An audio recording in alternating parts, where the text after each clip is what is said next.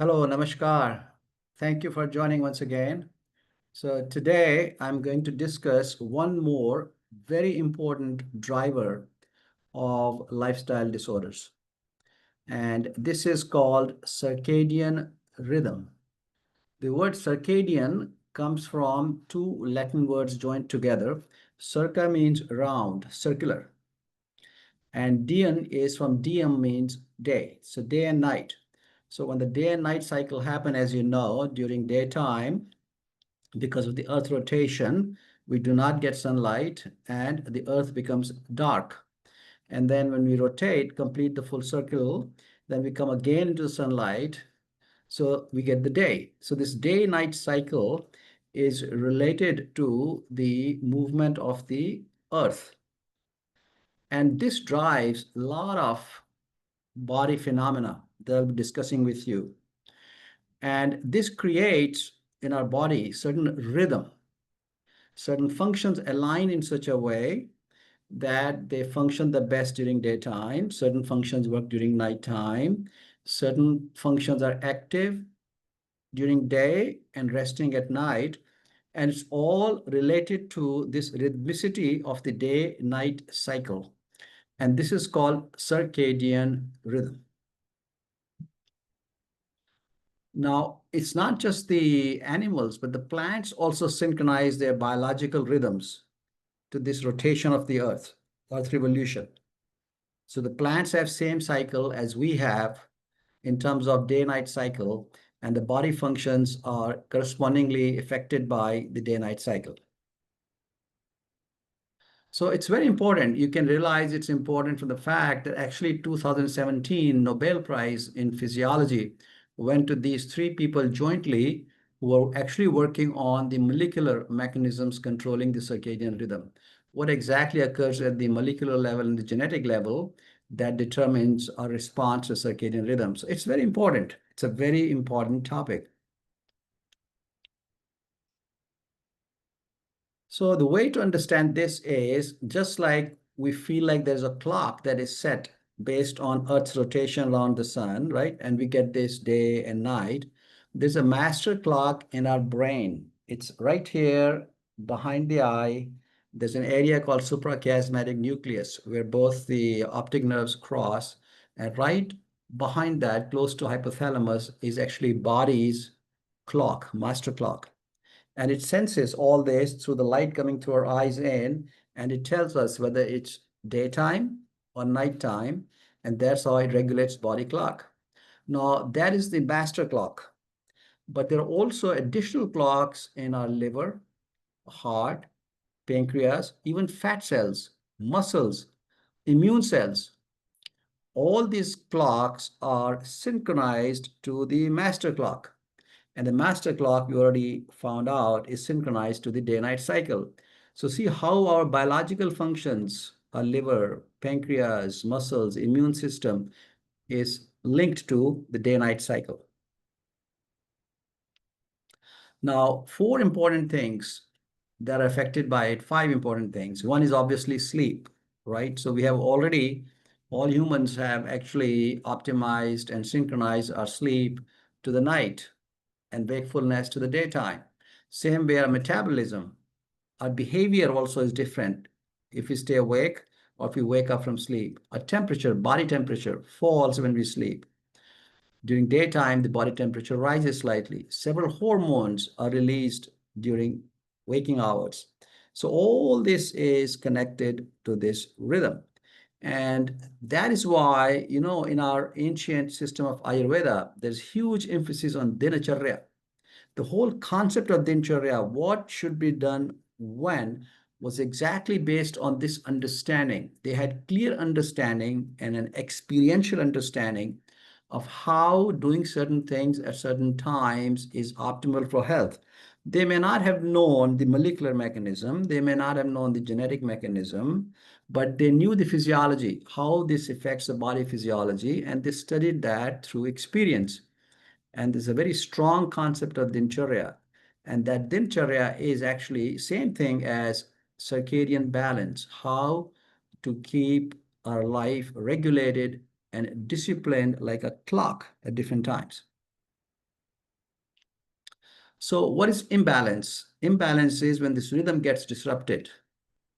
And this happens due to a misalignment of a light-dark cycle. For example, nighttime is dark and we sit in too much light at nighttime. The same way, daytime is light, but we sit in darkness during daytime. And all this affects through suprachiasmatic nucleus, master clock, other body clocks, and the whole thing goes into imbalance and misaligned. And there are some consequences of that misalignment that we'll see shortly. So what are the examples? For example, everybody, if you've noticed, jet lag, if you travel transatlantic to another time zone, your sleep-wake cycle gets upside down. And sometimes from here, you go to the US, it takes you 5 to 6 days to get the sleep rhythm right. When you come back from the US here, it's the same way. And you wake up at 3 in the morning, and that's like 8 o'clock in the morning for you. And then gradually you adjust to that. Same way, if you stay up late at night time, for example, on the weekends, Friday, Saturday, Sunday, you've been partying, right? Sunday night, you have difficulty in sleeping because the rhythm has already been changed on Friday and Saturday night. People that do shift work, night shift work, you work at night and you sleep in the daytime, that confuses the body's clock. And too much screen at night time. So that's one more reason why you should not use your devices that emit blue light, your computer, your TV, and your cell phones at nighttime. Because that light makes you think that it's daytime. And as I explained to you earlier in our sleep talk, that from the time that the light stops coming into the eyes, it takes about 2 hours for the melatonin levels to peak. And melatonin is your sleep hormone. So if you turn lights off at 10 o'clock, your optimal melatonin level is at 12 midnight. But if you're keeping awake till midnight and seeing light, until 2 o'clock in the morning, you'll not reach the peak level of melatonin. Your sleep is going to be disturbed. So what's its role? Again, we saw how insulin resistance causes problems in the body. And actually, this dysregulation of the circadian rhythm, this imbalance, has also impact on insulin resistance and thereby on obesity and type 2 diabetes. Now, circadian imbalance also leads to high blood pressure, cholesterol problems, and leading to blockages. And there is neuroendocrine disruption also. Your cortisol levels, melatonin levels, I already told you, growth hormone secretion, all get topsy-turvy. It's pro-inflammatory. The pro-inflammatory cytokines, IL-6, TNF-alpha, CRP are released more if there is circadian imbalance. And also mood and cognition, depression, anxiety, poor decision making. These are all the things that come up because your sleep cycle is irregular, because your circadian rhythm becomes irregular. So this is a more graphic way of looking at that. Metabolic syndrome, muscle loss, bone loss, poor immunity, obesity, cognitive decline, chronic stress, diabetes, and accelerated aging. These are all the consequences of not keeping circadian rhythm right, not following the day-night cycle like a clock, and sleeping at different times and waking up at different times. So again, behavior, I already told you, irregular sleep pattern, right? And then environmental, there's inadequate daylight exposure, constant artificial light, medical problems. Sometimes people have sleep disturbance, insomnia, sleep apnea. They cannot help it. And obviously we discussed the lifestyle. Now, there's some subtle signs that you can have that can tell you that you have circadian imbalance. You go to sleep, right? And a difficulty falling asleep at night. That means your rhythm is disturbed. You wake up, but you're waking up tired. You think that you had 8 hours of sleep, but you wake up tired because the sleep quality was poor. You're feeling more awake late at night. Your mood swing during the daytime. Your energy is low during the daytime.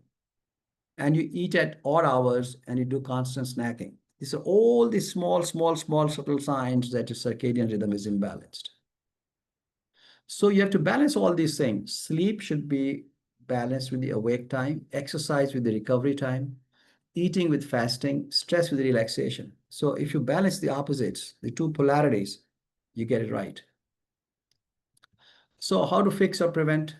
Number one is stick to a sleep schedule. Set up a fixed time that you go to bed and fixed time that you wake up, same time every day.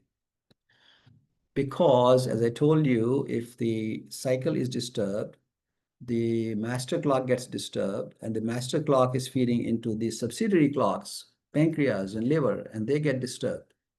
Now, the pancreas and liver know that certain time you eat and certain time you rest, right? Now, if you are eating all day, what is the rest time for liver? What's the rest time for pancreas? None. And that is why you have to have fixed eating times. Always get morning sunlight. Again, you see, it says that in Ayurveda, the first thing they do is look at the sun.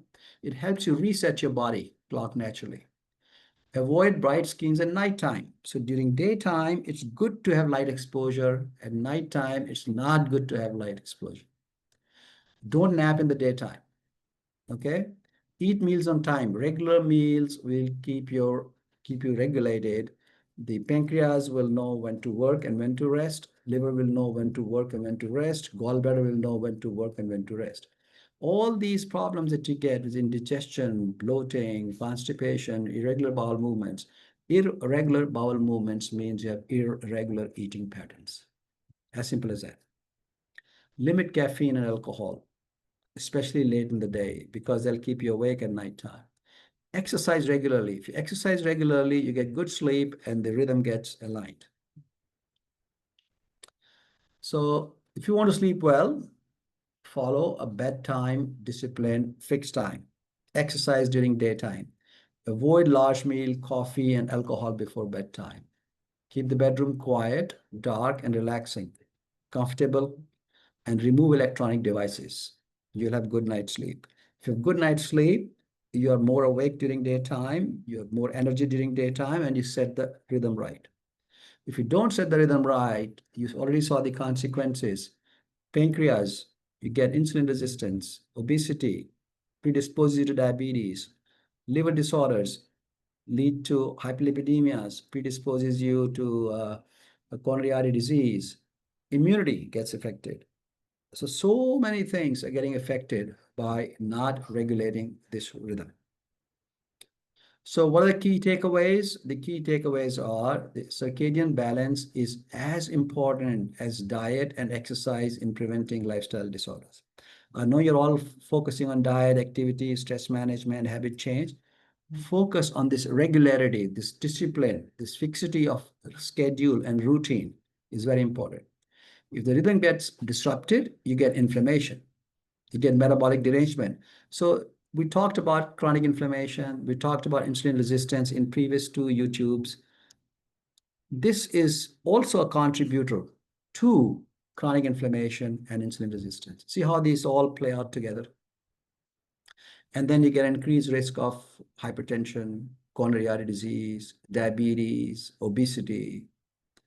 So what do? You restore the alignment in the internal clocks and external cues by following fixed timings, doing things at fixed times, fixing your meal times, as you say, ideally 9 a.m. breakfast, 1 p.m. lunch, 6 p.m. dinner. Fixed bedtime, go to bed at 10, wake up at 5, 7 hours of good sleep, like that. All right, so I hope you understood the concept of circadian balance and the importance of circadian balance in preventing lifestyle disorders and also in preventing, in particular, heart disease, obesity, diabetes, high blood pressure, and cholesterol. Thank you.